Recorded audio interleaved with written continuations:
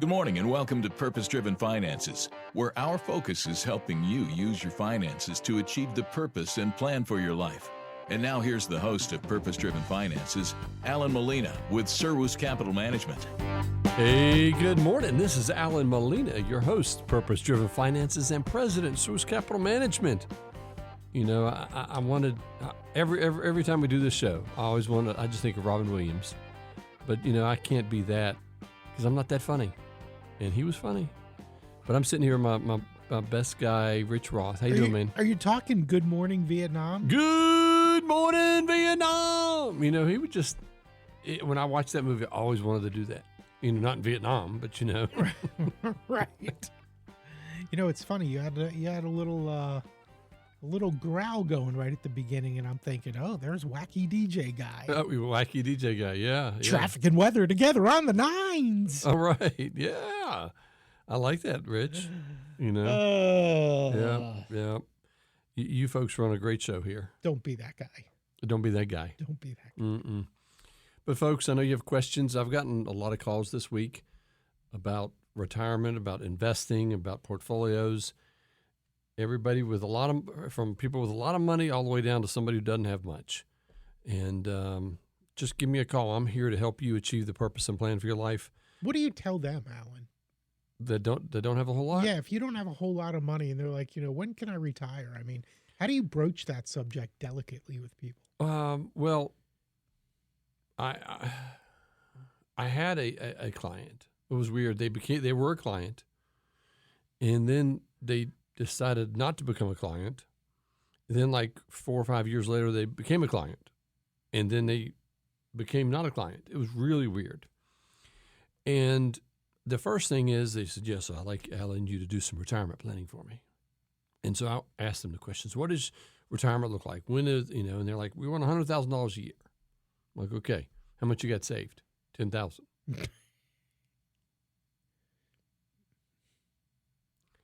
I was like, I'm not even going to waste my time to even present it. I just didn't. And I wasn't being rude or obnoxious because I'm not going to sit there and say, bro, what are you smoking? Just like, you know, the numbers don't add up. Yeah, I mean, you don't even have enough for like 2 months of the $100,000. So what I did is I didn't even bring it up. I didn't even talk about the financial plan. What I did was, what are you doing in order to secure your retirement? Mm-hmm. What are you investing in? Real estate? Are you investing in your own business? Because they were entrepreneurs. And generally entrepreneurs, where you would take your money is invested in yourself and the business that you run.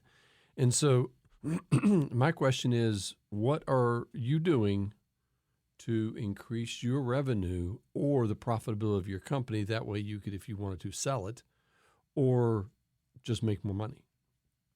Because realistically, when someone comes to you and says, they weren't 20 years old either. Right. You know what I'm saying? Right. They had some gray hair. And they knew. And so you have to treat people with respect and love and dignity. Mm-hmm. Not, dude, come on, man. What are we doing here? Yeah. Do you got a red ball in your nose? No. What? You know, your name is not Bozo. No, you don't do that. You just love people. You respect them. And you walk with them through, because they know. And you try and help them the best you can. You know. But the person who called me this week, I mean, I had, you know, in the past 3 weeks, I've had, 4 appointments from the radio that totally new. One of them had a lot, and I actually had more appointments than that as I think about it. 4 new appointments this week were scheduled. I had 3 this week. People are like, Allan, we don't care how the sausage is made. Just tell us. And so I had everybody from, Allan, I don't have much. Life has hit me, and I'm covered in life.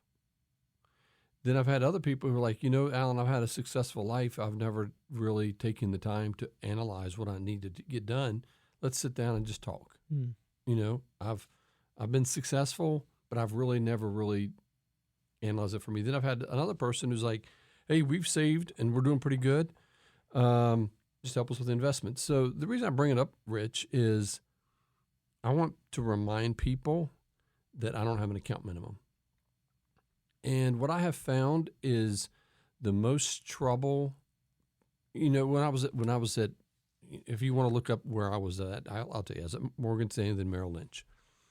When I was at Merrill Lynch, the ideal client was somebody with $250,000 or more in assets. And if I think I got 3 or 4 of those, bells went off, and eventually I got paid more. It was just their structure because they wanted you to get more larger clients. Well, now it's very similar. There's some firms in the area that their minimums are $500,000, $1 million, and I think those are squishy numbers. But most of the time, it's $500,000 or $1 million, or even I've heard of one $2 million.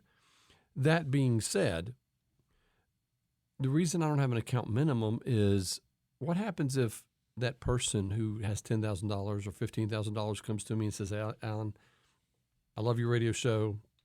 I've gotten 2 referrals that say you're the best thing since sliced bread and the wheel. So I need your help. What am I going to do?" No, you come to me when you have 500,000. To me, it's not right. It's not loving and respecting and caring for people. And but here's what I hear from industry experts. "Allan, those small accounts, 10,000, 20,000, under 100,000, under 200,000 are the ones that give you trouble." Rich, guess who are the ones who fret the most over their money? The smaller accounts. Nope. No? It's those people who think they have a lot of money, but in their heart they know they don't have enough. And that can be different for everybody. If you only need $100,000, but you're at the $60,000 level. So in a way, it's right because they don't have enough. Right, but they're nice accounts. Okay, gotcha. I have seen the most stress come from accounts that are $250,000 to $500,000. Wow. And the reason being is because they know they don't have enough. And I'm not shooting any folks. If any of you clients are sitting there talking to me and you say, "Allan, I talk to you every week or every day," I'm not talking about you. Okay, we're just talking about the entire industry, and that because I'm not throwing any darts, any shade, or I'm not complaining. I'm saying over the totality of working with people for the past 21 years, it's normally those people who don't have enough, but they have a fairly sizable account because they're stressed and they're worried. Mm-hmm. Like right before the show, I got a phone call. And, the person, they're single and they're older, but they're stressed about their money, but they have bukus of it, for their lifestyle. But if you're the kind of person who goes out in life and, you spend $15,000 a month, having $1 million isn't a whole lot of money. Right. So it's all relative. I didn't mean to sidetrack you. I'm sorry. Well, how'd you sidetrack me? With that question. It's all good, man. I like questions. You've got a template. You've got an outline here. Should we start over? Allan, we ain't got time for that. That'd be tough. No, it's just, I just want to wrap it up and say, listen, I care for people, and regardless of your asset size, I want to help you achieve the purpose and plan for your life. My wife and I visited probably our largest client. When I say the firm's largest client, went up out of state, took him out to lunch, and just had a nice relaxing there. My oldest client and the largest client, and this week I've talked to my smallest client. And so I'm here to help you achieve the purpose and plan for your life, regardless of your asset size. And also, if we work together, you have my cell phone. Have you heard that ad? Yes. If you got my cell number, call me, text me, and I'm here. Whether you want me to call me every week and tell me how the market's doing, that's fine. I'm here to listen.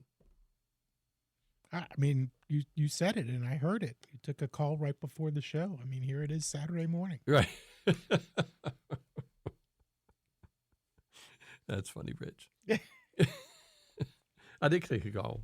I know. Yeah, exactly. I'm not lying. Right. No. And it is Saturday morning. It is Saturday morning on the air, But my clients know I tape it on Friday.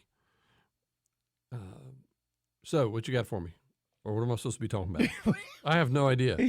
Your outline. We're still in segment 1. Yeah, quad we're still change. saying, yeah, we got 4 minutes. Quad change. I'll run through these. There is a quick quad change, Rich. We're going, I think, into the third quarter of 25, which is crazy. Third quarter is probably going to be a quad 3. Inflation ticking up a little bit. And when I say a little bit, just moderately. People are freaking out about the tariffs. And what are we moving from? Quad 4? Quad 4, basically, to quad 3. That's good, right? Because you described it earlier. Quad 1's the best, then 2, then 3. Quad 4 is where you don't want to be. Yeah, you don't. So we're kind of moving out of that. But you also said last week, I think, that you think we will probably go back there at some point soon? Yeah, July on a monthly basis is going to be a quad 4. And so there'll probably be a big drawdown in July, August, something like that. But, the nice thing is, one of my friends, they say that July is 2 careers away. And it really, it's a long time away. So, yeah, we're just moving on. But one thing that I want to talk about tariffs real quick. What's interesting is on Thursday, they did the big English, England, United Kingdom, and America. They're right, the trade deal. Right. And some are really poo-pooing it, and some are, happy. I think our tariffs going into the country are like 1 point something %, and tariffs coming into America are 10%. And a lot of people are complaining and angsting about that, and they're complaining. So what would you rather have? A 10% tariff on us and a 1% tariff on them? Then they'd say, So the biggest issue that is affecting American people is cheaper goods. And Bassett, he said that the American dream is not cheaper stuff. And there is an industry. I'm not talking about car washes. What is going on, man? You know where the old Honda dealership is? Oh yeah, I know. That prime real estate they're putting in a car wash. I know. Come on, bro. Or I know. I'm not going to say anything of how I really feel about it. Because we need another one. Yes. I'm not going to say anything about car washes because, I don't want the owners to get mad at me. But I'm like, what the heck? But check this out. Since 1990, corporate profits of their share of GDP has gone up 6%. Okay? Compensation to employees has gone down 6%. What does that really mean? That means that companies in America, their profit has gone up significantly as a percentage of GDP, but the amount that they pay the workers has gone down significantly. And all that has done is because we have exploited the labor cost of other countries to make cheaper stuff. In America, it's caused workers not to get paid as much. Do you remember when they were like, do you remember they would say the CEO's pay has gone up 300-fold and the pay for employees has gone up 5-fold or whatever it is. That whole disparity. And the problem is the cheaper stuff, and that's really what's trying to get fixed.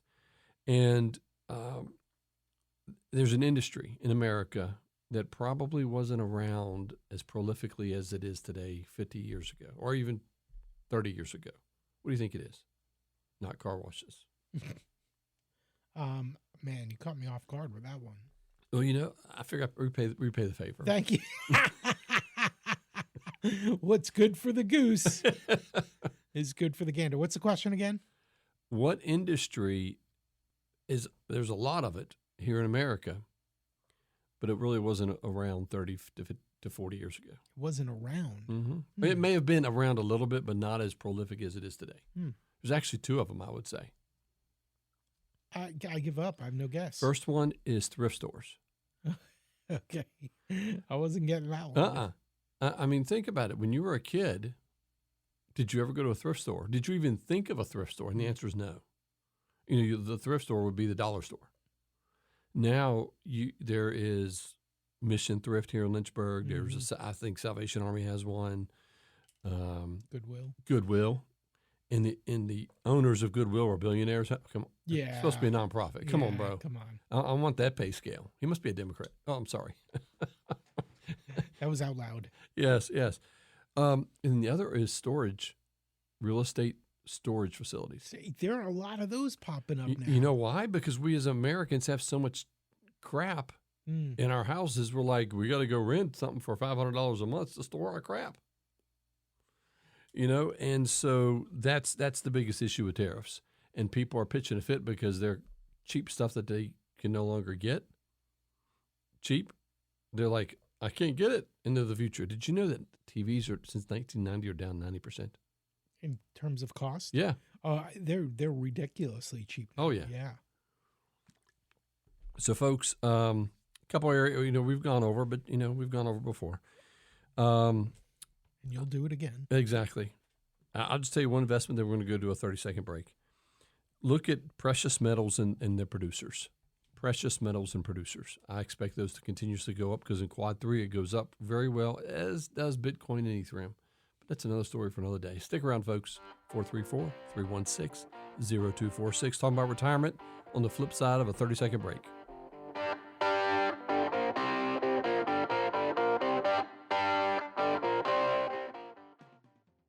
It's Brian Kilmeade. Evidently, they not only have a lot of them, natural resources, but they've been hoarding a lot of it too. By far, double the second most who's been hoarding in Vietnam, then Brazil, then Russia, then India, then Australia. We need it. But let me ask you, why are we not in the Congo? Why are we not cutting a quick deal with Ukraine? Why are we not in Minnesota getting our own rare earth? It's national security. You can't tell me there's not reason now to go ahead and do it. The Brian Kilmeade Show, weekday mornings from 9 to noon on WLNI.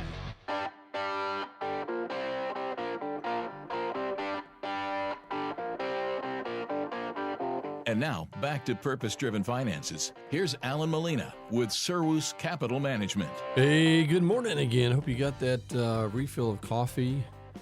I can't find any more Bang, so I'm drinking. What am I drinking in the afternoons? It's called Ghost, maybe. I don't know. It's another energy drink. It's pretty good. I only drink half of one. It gets me going. I drank it right before we got into the show. I love it. You said, I hope you got your cup of coffee. They didn't have time to get coffee. A 30-second break. When I have friends who on Sunday mornings, 8:30, listen to it as they go to church. And so I'm like, it's a great thing. But folks, we're going to wrap up this show, but we're going to continuously talk about retirement going into through the end of May. And the reason we're talking about retirement is simply because it's on everybody's mind. It will be, and so what we're doing is rather than me picking a topic, Rich has a whole bunch of questions, and you know how great of a questioner he is. He would probably be a great attorney. That would be so fun. It would be fun. Mm-hmm. It would be fun. And that would be got you. Because you're a mild-mannered guy, but I could see you doing some zingers. Oh, and yeah, exactly. So Rich, what you got for me? Let's start off with retirement in terms of and following up what we kind of ended last week's show with. We talked about what's your number, how do you know when you're ready to retire. There are a couple rules out there, right? The rule of 72, the 5% rule. Things that can help people before they even come talk to you, have a better grasp of, hey, am I ready? Where do I need to be? These rules kind of help with that, right? They really do. The rule of 72. Let me tell you this little story. I'm a math guy. And because when it comes to financial planning, for me, I can sit down with somebody over dinner, lunch, or just in my office, and in 45 minutes, I can give you a retirement plan that is pretty accurate. And you say, well, what do you mean pretty accurate? I was sitting down with this young couple, and they're prospective clients and their friends, so hopefully they say yes. And they were talking about retirement. And so we took them through the process of where your assets are, what the returns. And the rule of 72 is, if you want to figure out how many years it's going to take for you to double your money We're not talking about adding to it. We're just talking about your blanket amount of cash, and how many years it's going to take to double with a certain percentage. You take that percentage and divide it into 72, and it's how many years it's going to double. So, Rich, I hope you get your calculator out. Uh-oh. At 8%, how many years will it take to double? I don't know how to do that on a calculator. Okay, no. The rule of 72. You take 72 divided by 8. 72 divided by 8, 9 years. All right. That's good. I didn't really need a calculator for that now that I think about it. I do know simple, addition, subtraction, multiplication, and division. I could have done that in my head. I'm not a math guy like you, Alan, but folks, I can do. I've never seen Rich read before. I've never seen him read. I can do simple. I've never seen him read. I can do simple math. I've heard him say some pretty exciting things on the air, and this is the first time I've seen him get read. Okay, Rich. So if you get 9% return, what's in the 72? How many? What's the 8? Hey, exactly. Didn't even use a calculator. Right. So the issue is, what happens if you get 7%? It gets a little wonky then, because you're into fractions or decimal points. Exactly. It's a little over 10. What happens if you get 6? Well, you just run the numbers and it's a little over 11. Right. And so what ends up happening is you basically run the numbers. Then what happens if you say, "You're Alan, I'm going to retire in 16 years." And so what you do is, or if I'm going to retire in 18 years or whatever. And so if the returns are 8%, that means it's going to double in 9 years. And then it's going to double again in 9 years. So if you have 100,000, in 9 years it's 200,000. In 18 years, 400,000. Exactly. And so what was interesting is the SEC, Securities, I believe it's the Securities and Exchange Commission, they have a really nice, simple calculator on there. And reason I like to use things like that is because it's available for clients to go play with, because I print it out and give it to them. And so I went to their website, and this person, I said, you're gonna have about $1.7 million after, I think, 17 years, something like that. And, roundabout. And so I went to the calculator at the SEC, and it came up with like 1.689. Really, really close. And so this rule of 72, it's not going to be to the penny, but it's going to give you a snapshot very easily for you to use right then and there. Then people will say, "Well, Alan, how much can I take out of my retirement?" Here's the problem that I have with people when they retire. They'll retire from wherever, Arriva, the hospital. They own a company and they sell the company, or they're a sheet metal worker, or whatever it is. And I was playing pool the other day, Rich, and a guy was in a tournament. He says, "Yeah, I install HVAC for some company, and my retirement is $1.5 million. I'm gonna retire in 5 years." He's just been faithfully plotting for the past 30 years, and so he's done well. The problem is, once they retire, they think that, "Oh man, I got $1.5 million rolled over to my IRA. I can spend $100,000 and it won't matter. Or I can spend $200,000. I can go buy a new boat, new truck." It doesn't really matter. That's what they say. Well, the issue here is the 5% rule. And people will often say, "Well, Alan, why 5%? Why not 6? Why not 4? Well, here's what happened. Rich, do you remember, or I don't expect you to really remember because you and I are similar age. Do you remember hearing about getting CDs in the late 70s, early 80s, like at 15, 18%? I do. Yeah. Well, Harvard and Yale really, that's universities. They designed their endowments around income production. And they had a spending policy.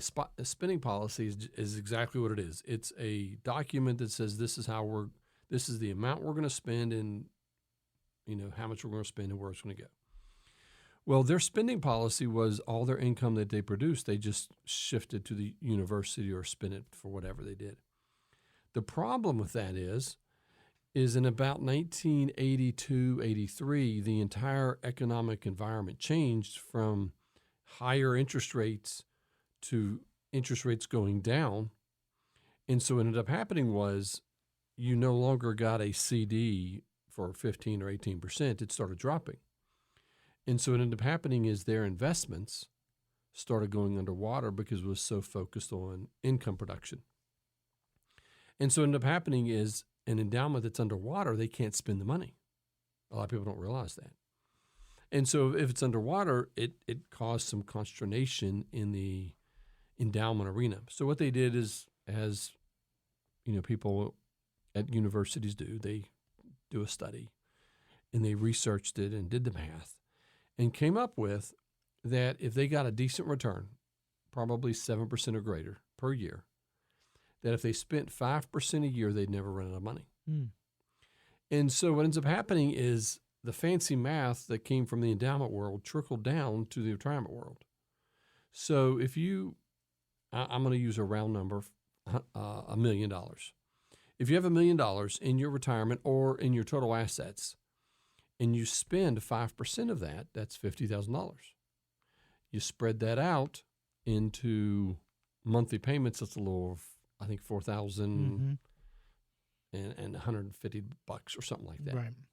So what ends up happening there, maybe a little bit more than that, but it's close. What ends up happening is then you get a decent return, and then the next year, rather than getting $50,000, you get $50,500. And so that and looking at the average return of 7%, 8%, it should take into account any drawdowns that happen because of a recession and things such as that. And people will say, well, Allan, what happens if I take out 10%? Well, what ends up happening is it dramatically affects your earning power of your total retirement in order for you to have the living wages at the back end. Because at that point, you're taking out more than is being replaced in the market. So every year, the percentage that you're taking out would continue to go down. Exactly. And so if you had to take out a number higher than 5%, then the next year you probably need to reduce it. Now, here's the reason why people don't want to reduce it. They don't want to stop spending. They don't want to adjust their lifestyle.